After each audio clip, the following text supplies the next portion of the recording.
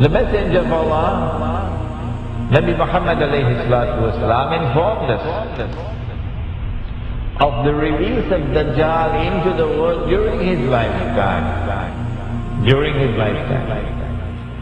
He went on to say that when Dajjal is released into the world, he would live on earth for 40 days.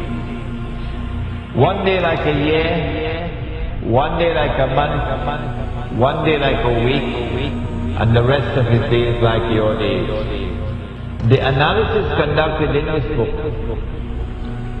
is such that it argues that when Dajjal was in a day which is like a year, Britain was his headquarters. And when Dajjal moved to a day which is like a month, the United States of America became his headquarters. And finally when Dajjal is going to be in a day which is like a week, he comes back home to the Holy Land. He comes back home to the Holy Land.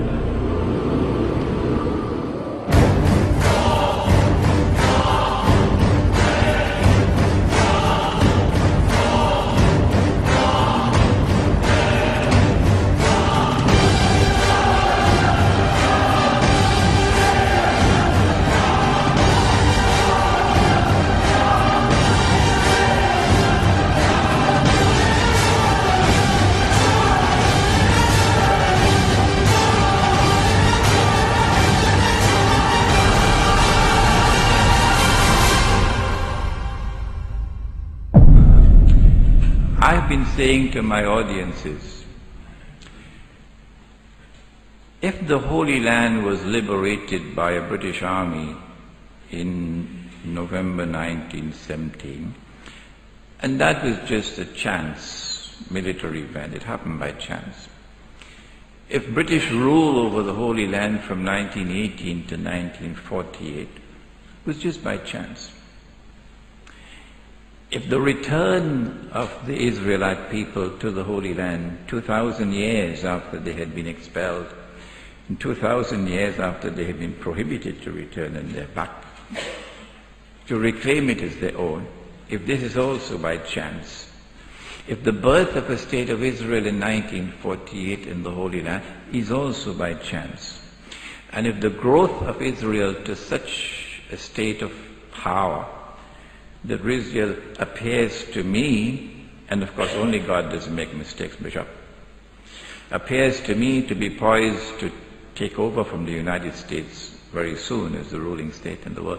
If all of these things can happen by chance, then Bishop, the cow can also jump over the moon.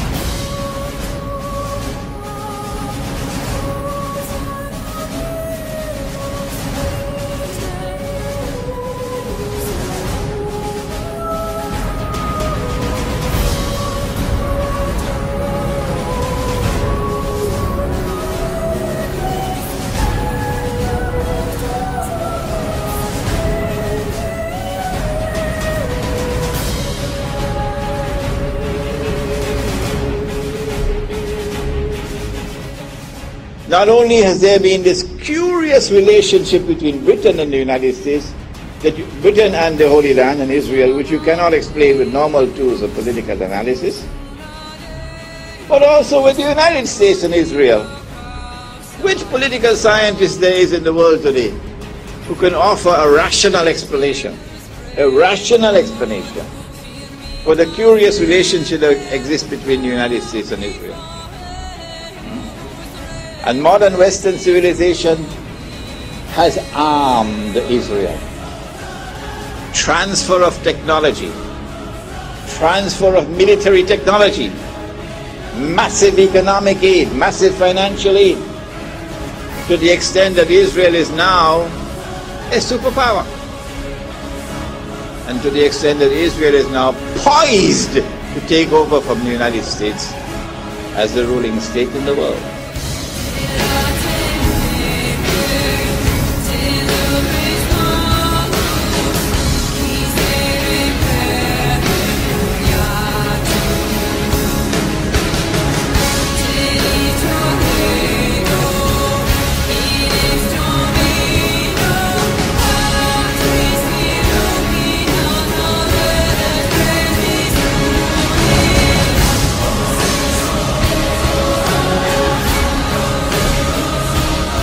Modern Western civilization has an unwritten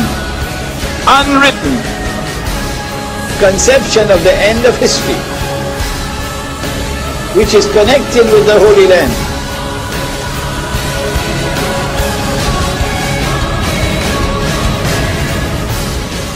There is an actor at work in modern Western civilization,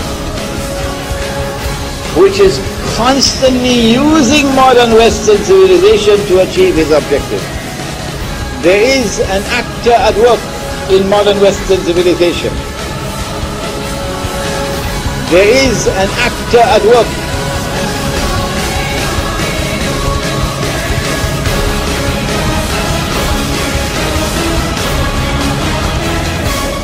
I recognize that actor to be the false Messiah, Dajjal.